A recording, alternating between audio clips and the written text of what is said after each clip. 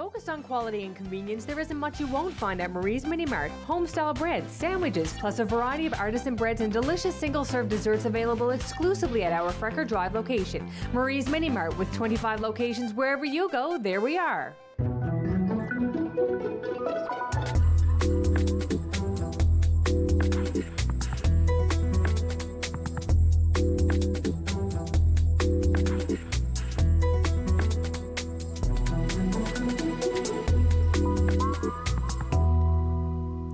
Hello, I'm Karl Wells. My guest today has been a part of the Canadian music industry for many years, not as a musician, but as a producer. And by all accounts, you know, he must be a pretty good one, because in 2020, the East Coast Music Awards gave him the Builder of the Year award.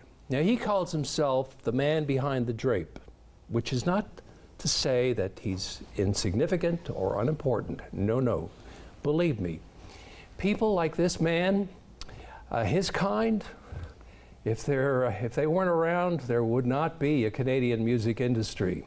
So it is my pleasure to welcome Anthony Robert Murray to the program. Tony Murray. Karl, you often don't hear all your three names, so no. Thank you. It's a real pleasure to be here. Thank you. It's a pleasure to be speaking with you today. Yes. And folks probably know this, but I just want to point out that your dad was Tony Murray of Tony Murray Real Estate, which was a very well-entrenched real estate company in this community back in the day. Everybody knew Tony Murray Real Estate and Tony Murray. I still, Dad has passed now probably about 26 years. Rarely a week goes by when someone doesn't reference it, and of course being the junior and having the same name. Just the other night someone said, was that your dad? Yeah, exactly. And I love hearing about it. He was my hero then, he's my hero now. Yeah. Anything that I learned, how to deal with people, how to have a good life, how to be a good person, all came from him, and my mother, of course, too. Your mom, Ruth. I was going to ask you if there was anything in particular that you learned from them that helped you navigate your life. I always think, like, my father was a self-made man from a poor family down in Kitty Vitty, or as he called it, God's country, and maybe had a grade 6 education, maybe didn't. It was very common back those days to leave school and have to go to work. He read everything, especially all the self-help stuff. Napoleon Hill, Think and Grow Rich, and all the Dale Carnegie stuff and whatever. Drove a taxi, met my mom. She was in nursing. I think they'd call it a nursing assistant back then. They call it something else now, an LPN or something. Yeah. But, and then decided to went to work for Crown Real Estate, and then some years later opened his own, had 3 offices across the province, and an amazing success story. So I still love, and people still remember the jingles, you know, you know, they were fun. You know, and I can still see the signs in my mind. Oh yeah. I can still see. He was a little guy. Those bright signs. Yeah. Right? He was 5'7". It's amazing to go through your life and no one not like you. Like, nobody didn't like my dad. He was just friendly and personable, caring. He helped a lot of people. That was big for him. Yeah. And I think that combined with the kindness of my mother, because my mother was from Harbour Grace, kind lady. I always say, if there's something about me that's not nice, it's not my parents' fault. Yeah. They did everything great. I have a very lucky child. Yeah. Where'd you go to school? Started at Bishop Field, K to 6. She only went to 6 back then. Gray flannels, blue blazer, and all the stuff that went with it. You're dating yourself now. Oh, I'm totally dating myself. Oh, I don't mind. Yeah, and well, you know, I still remember the song. We love the dear old college. You know, it's entrenched in you. What color tie did you wear? We wore the double blue. But you had to wear navy blue or gray socks. I went to school one morning, I think, with brown socks, and I got in a little bit of trouble. But I really thought at 7 years old, I wasn't buying my own socks, so I didn't really think. I wore the red and blue. Oh, yeah? Prince of Wales. Prince of Wales? Yeah. But there was all the stuff. St. Bon's was gold and blue. And then St. Pat's was across the way. We'd fight with them at recess, like snowball fights. Green and gold. Yeah. St. Pat's, I think. But the gray flannels and boy, oh boy, field boys don't run in the hallway and all that stuff. Were you one of those kids who, you know, had to be on the student council and helped organize, you know, events, variety shows, school plays? No, I didn't. I did none of that. No. Absolutely none. K to 6 years, I was just a normal little kid. I did do some public speaking, funny enough, you do some stuff at assemblies. And so I did like that. I guess there was a little bit of show business in me, a little bit. Middle school, it was all sports. Big music fan, but my mom played a little piano. My grandfather played drums in a band called the Commanders. These played at the Bella Vista. Yeah. And when he passed away, he left the drums to me. But I messed with them, but my dad asked, I wish I'd kept them. They were beautiful. Yeah. And so I guess there's some genes there, some Don't you amuse yourself every now and then by playing the guitar? Yes. Yeah. Lightly, because it's not amusing to anybody else. I don't put the work in, but it's like reading a book or watching TV. You pick it up and I just play some chords and have a little bit of fun. But I've always had a guitar. Yeah. So growing up, who were your favorite bands and solo acts? I'd say like a lot. Beatles, Stones, Led Zeppelin. I kind of like the heavier stuff. I remember in grade 7, I was infatuated with the group Kiss. I didn't think the songs were very good. I still don't think the songs are very good. The makeup? It was a whole show. The presentation. And of course, being a producer, I'm a production junkie. I can't get enough pyro and Marley flooring and concussion bombs and every toy there is. If I could have them all, I'd use them all. And I think that was fascinating. They were one of the first bands to use the pyrotechnics and everything. Yeah, and of course, I couldn't tell you for sure, but it seemed like that came before the music. Oh, yeah. Almost, all due respect. I mean, an amazing career. But that's the kind of stuff I was into. After that, I think I stayed mostly like a rock and roll person on the heavier side. But then, I loved Paul Simon, too. I loved Jim Croce as well. Oh, yeah. So I was sort of all over the map. But working in music was not even a consideration. My father was in the real estate business. We had the same name. You come out of school. Yeah. University. And were you kind of, what did you do at MUN? I did, I worked towards a BCom, never finished it. Okay. It seemed to me like my destiny was predetermined. Yeah. I had the same name as my father. We sounded the same on the telephone. We looked a little alike. Your destiny being real estate. Yes, like I never really thought like what do you want to, like you're supposed to figure out what you want to do. I never thought about it. I just assumed. I would wait for my father to come home at night. And I was the only 14-year-old kid who knew how to buy down a mortgage because I was fascinated. I loved my dad. I just wanted to be with him. As it turns out, I didn't like selling real estate. I didn't like selling anything. But that's what people thought I would be good at. Yeah. Funny, eh? Yeah. Yeah, because of your dad. I totally see that. Yeah. And again, working with him was it was a dream. Yeah. However, in 1985, you're 23 years old and you get involved with an event that kind of made you think, maybe I can do something it was in this racket. It was really. It was the first time that I really found anything that I thought was that interesting. And I was working part-time for John Bull Cook, by the famous bar owner. He had I did some work there. He had the catering contract for the Tina Turner shows and Supertramp, Corey Hart, Paul Young, Platinum Blonde, and all the ones that they did. So I would go down in a catering capacity and then end up working for the promoter in other little odd jobs. I mean, they never gave me anything important to do because I didn't have a clue what I was doing. But and it was the '80s, and the '80s was a fun time, but it was a weird time. Everybody, all the men had shoulder pads in their jackets, the same as I did, and we all had big boots on and whatever. But it wasn't the star stuff that never meant anything to me. Just the way how it would all come together, how the room would be empty, then it would be full. Then it would be ready. The scheduling and how it ran and how it worked from behind fascinated me. And that probably went on 7 or 8 of those, I guess, or whatever. And I just really liked it. And I didn't do much about it till about the 90s. But, I mean, the mother concert of them all back in that day was the Tina Turner concert. I mean, that was some event. I spent 9 days down there. She always had 30 people around her. Yeah. And when I go to that supermarket now, because it's a supermarket now, the old Memorial Stadium. Classic. I'm standing there, in aisle 3, and I'm thinking, God, How do they fit all those people in here for that Tina Turner concert? Oh, it was so warm, and one of the stupid jobs I had was every day at 4:30. But it was magical, though, Tony. I Oh. mean, it was magical, and the performance was. I've never seen anything. I was there. I waited in line for hours to get tickets. Well, I was peeking out from behind the speaker, watching it by the side every night, you know, with a great view. And I guess it was Bain Johnson, the furniture store at the time.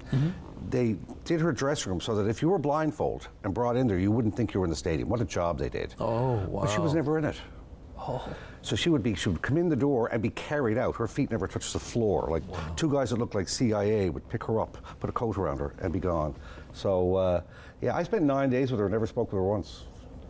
Because Amazing. it was just, but it was just the production value. That's what got me. You know, that's what. So after that, over the years, I mean, you did a lot of different jobs for a lot of different events, I would imagine. And what kind of skill set did you eventually develop that enabled you to become a producer? You started, just like anybody starts, you started with small stuff in bars, you know, Junctions and Club One, and later on George Street, and I still like to do some stuff at the Ship because it's such a cool little place. The thing that, once I started getting up to anything that involved in writing, if I had one thing that came out of school that was natural to me, was anything to do with language or written word. And I don't think you can be a producer unless you can write. And especially today, because you on every show you're the producer, director, and the writer.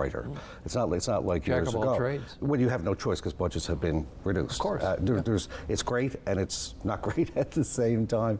But that allowed me to do that. And then once you start getting into big variety shows, used to be huge in St. John's, and I did so many of them.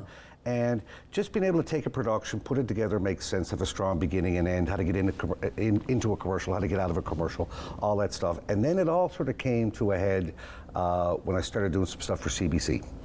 With Rick Barnes. You worked with Rick, I'm sure, back in the day. And then that took my practical knowledge of how to do it live, married it with TV, and so now I had a complete sort of dossier of things that I could do. That's right. And that's when it all kind of went a little bit crazy. It kind of amazes me that variety TV just all of a sudden disappeared. And Nobody does it anymore. And it was huge, like Arts and Culture Center, Holy Heart, it was just Delta Ballroom. It was just steady belt going all the time. And like every fundraiser was a variety show. Oh yeah. And I did a lot of those, and you know, for not much money because they were fundraisers. But it was a great way to learn, a great way to cut your teeth.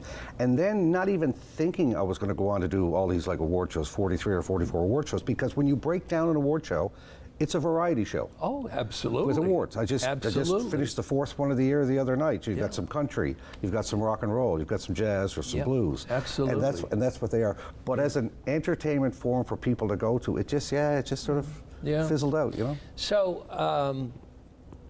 have you ever been,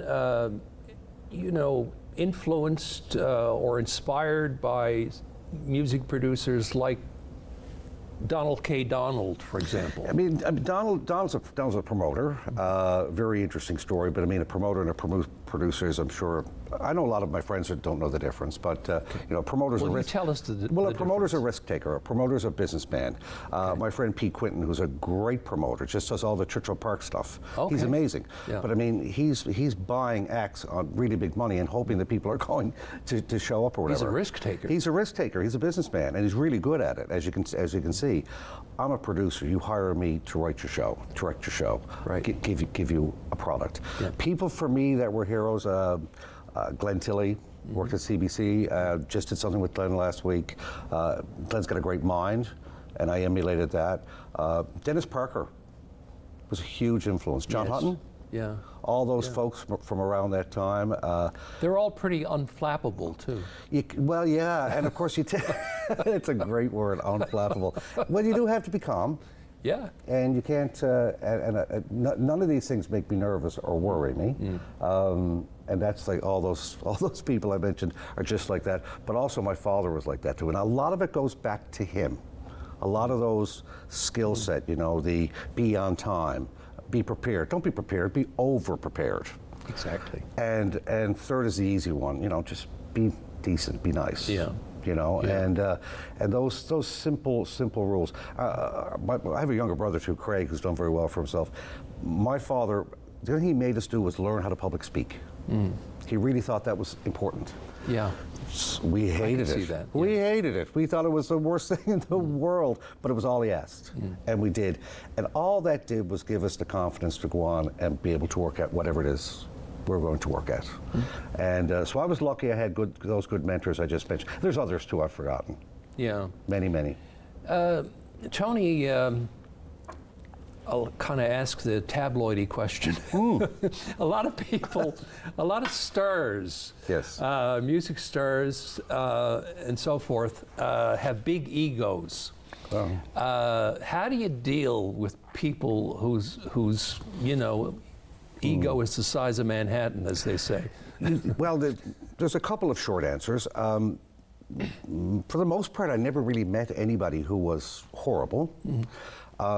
Anybody who's a really big star, and again, I spend a lot of my time in Atlantic Canada, so it's not, I might have started with Tina Turner, but I had a very small role.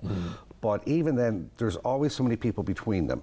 So the rock star is always nice. Because nice to see you, thanks for everything, you're the best, all those platitudes. But then the tour manager comes out and says, that's got to go. That's not good enough. You got to move that over there. The tour manager is plays bad cop, and the rock star plays good cop. For the most part, anytime I've had angst, and again, I don't really have any real crumbs for you as such. Yes, some are a little more aloof than others, you can tell. But Carl, and you know this, the viewers know this, they're people. They have headaches and get bad bellies and get nervous. And anytime I see somebody, especially before a show, looking upset, 9 chances out of 10 it's nerves. Yeah. You've got to go that's right. perform in front of a lot of people. And listen, we all don't feel well every day. Yeah. But you got to do it. So for me. So you have to kind of forgive them for that. Oh, they get a pass. Yeah. But what you do is when you're sitting around to write the next production, and you need someone in the cast, a certain instrument, a guitar player, a fiddle player, or whatever the case may be, you make sure you pick the one that's easy to work with. Yeah. The best one might be difficult. The second best one is a dream. The second one gets the gig. So I'm guessing there's probably nobody where you've said, I'm never going to work with him again, or... No, but there's some that you would just say, it would be okay if they weren't there. Look, I can work with anybody. I'm sure you have as well. But you want positive people around. You want people. You spend a lot of time together. Yeah. And there's just. It's just being nice goes a long way. You got to have talent as well. Sure. What is the biggest production you've ever been involved with? The award shows are always top of mind because there's so much of them or whatever. The We Stand on Guard shows were huge. Those are ones we did for like Hurricane Fiona and Hurricane Igor, all the Canada 150 stuff. The weirdest stuff was the COVID stuff, the stuff you did in between. The biggest one I think would be like probably Juno's, but I was not the producer. I was just working on Juno's, like the local thing, whatever. Yeah. But the ones that were my productions or whatever. And it's funny because the ones I think, I always get a kick out of this sort of story. When you finish, you always know in your own mind. You don't need anyone to tell you if it was good or bad. You kind of know if it was pretty good or pretty bad or whatever. And the ones I would think were great, I'd hear nothing. And the ones I thought were just okay, people say, that was amazing. And I go, well, I'd say, I don't think so. But I just smile. So it's funny what you think yourself is big and the other doesn't. But, bigger. I've kind of had that experience myself where I'm like, really? The misnomer is, my friends think a big show is harder than a small show. It's the opposite. Yeah. Big is actually easier in some ways because you have a team, you have a crew of 30 or 40. You have support, you have budget, you have things. A small show, there could be 3 of you. You're mopping the stage. You're doing everything. But no, anything to do. I mean, I love live TV. Yeah, I bet. Live TV is just it's so much fun. It gets the adrenaline going. It's very calming. I had an assistant one time at a show in New Brunswick, and the poor young fella, he did a great job all week, and he threw up before the show, and I said, are you okay? He said, I'm so nervous. I said, dude, we're going to start in 2 seconds, and we're a snowball going down a hill. Yeah. if something catches fire, we're going to keep on going. We're just going to put it out. This is great. This is the fun part, you know. And just think, in 58 minutes, it's all going to be over. We're going to go for a pint, and it'll be great. And you know, like the commercials, you learn how commercials are your friend. Yeah. It's 3 seconds, and we're not ready. You got your video guy's got a commercial teed up, and in 1.5 seconds, you get it ready. You cut the commercial, you go. That's fun for me. Yeah. That's not stressful. Yeah. That's fun. So, what about the East Coast Music Awards? What's it like putting one of those together? All the award shows have one similarity, and of course you have an empty building and a piece of paper with nothing on it. And ECMAs takes us about almost a year to put together. Music and L ones, we just had to hurry and do that one then. Canadian Folk Music Awards, that was a year, earlier in the year, because it's so heavy laden with structure and committees and jury results and whatever to go before you even start. Yeah. Everybody thinks you start with who's playing. That's where everybody wants to start. Who's going to be on the show? No. Where is it? Yeah, that's right. Like, for example, what is our set design going to be? Because we have to pick artists that will fit within this. You just can't pick a whole bunch of people and just say what doesn't fit doesn't work. Last year's we had 3 stages, and one stage was really only big enough, was more of an intimate solo duo kind of thing. So you had to select artists that were for that. It's committee structure based, finding a venue, set design, getting the proper host. Those are the first few things. It's always a budget. You have to watch the budget. Yeah. When you go looking for a host, what are you looking for? It used to be different. Years ago when I first started, they would give you a host. Because it's not easy hosting an event like that. It's funny, like in a 2.5-hour TV show, you're most were 2.5 hours, including commercials. Not everybody can carry a... But your stage time is probably 11, 12 minutes. Yeah. When you add it up, because now you have to get more content, but it can't go any longer. So you start pre-recording voiceovers and pre-recording intros to save time. So your host is just saved for the special moments. So getting off to a good start. I had Matt Wright hosting the Music and L Awards the other night, and then Matt's thing is to say less words, as he was saying to me, and I've worked with Matt before, and it was just gold. The best hosts are trying to carry the show, not take over the show. Different shows, different hosts. And Matt Wright, we should point out, is a stand-up comic, right? He's wonderful, yeah. But I've done shows with every one of them, from Mark Quitch, Johnny Harris, and musicians, and David Doyle, Kim Stockwood, and Alan Doyle, and on and on. And they're all great. Yeah. You know, Phil Churchill, the ones, and everyone. I tell you what's tough, 2s and 3s. Solos, I can control the solo, because I can say here to do this, here to do that, here to do something else. And even a comedian, you don't have to be funny all the time. It's not the East Coast Comedy Awards. Right. But everyone likes a laugh. Yeah, sure. But at what point in the show, like I said to Matt, 40 minutes left in the show, we don't need to be funny anymore. We're at that part right now where everybody wants it to be over. So foot on the gas, let's go. That's my job, is to control the pace. Slow it down or speed it up. What kind of an impact do you think having these ECMAs has had on the music industry in Atlantic Canada?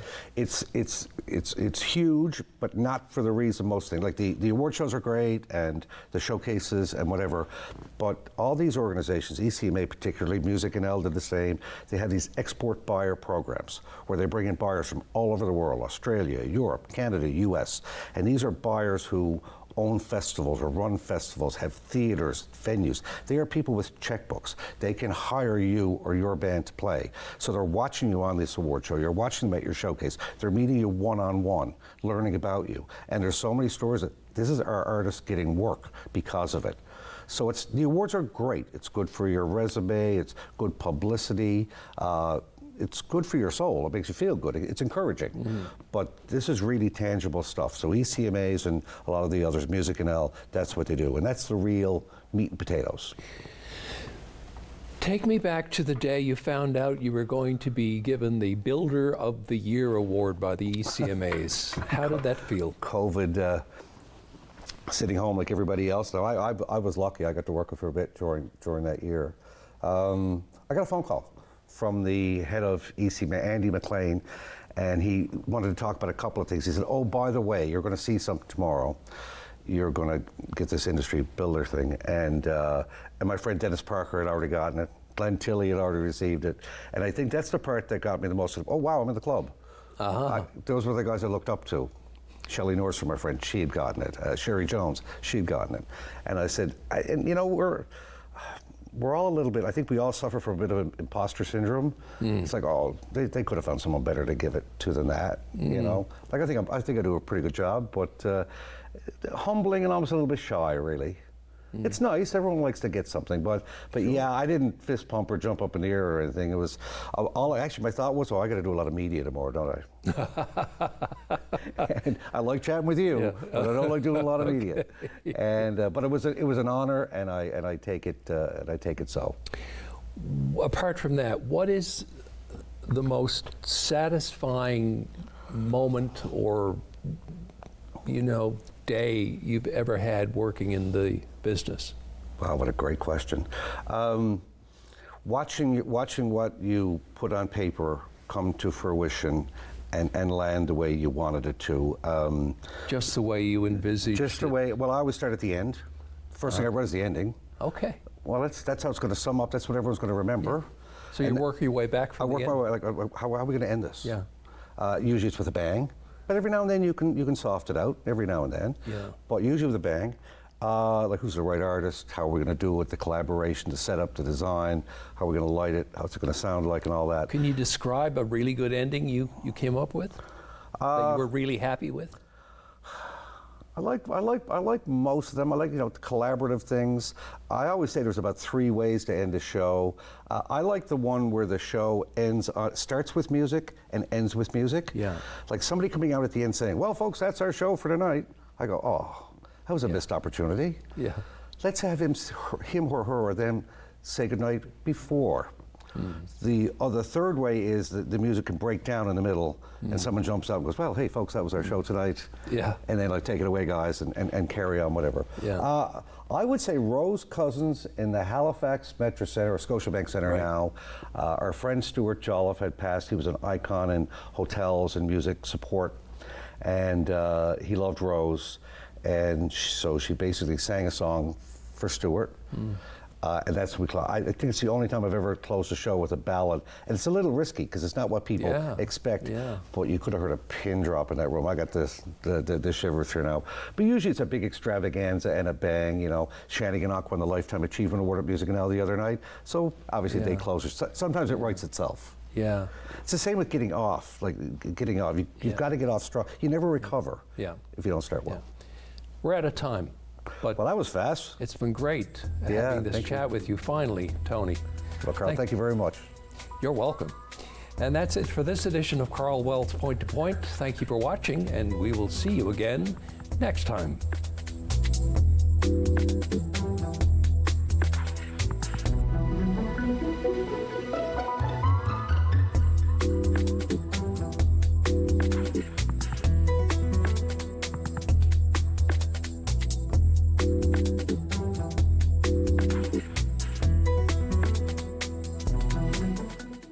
If you want convenience, Marie's Mini Mart is here for you. A one-stop shop for a variety of products, home-style breads, sandwiches, plus check out our freshly baked artisan breads and single-serve desserts exclusively at our in-store bakery on Frecker Drive. With 25 locations, wherever you go, there we are. We want to hear from you. Provide feedback on this show or find out how you can get involved. Call, email us, or scan the QR code to take our quick survey. October 5th, 2014, my daughter was hit by a train. She was walking along the sides of the tracks, and it shattered her world.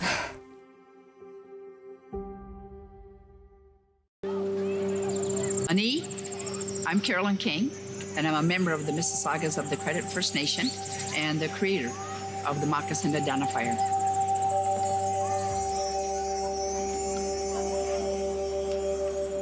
Philip Cote, an artist in Toronto here, took and redrew real moccasins.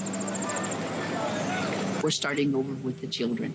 The idea is that they would research whose land their school is built on, near, or what treaty area they're in. And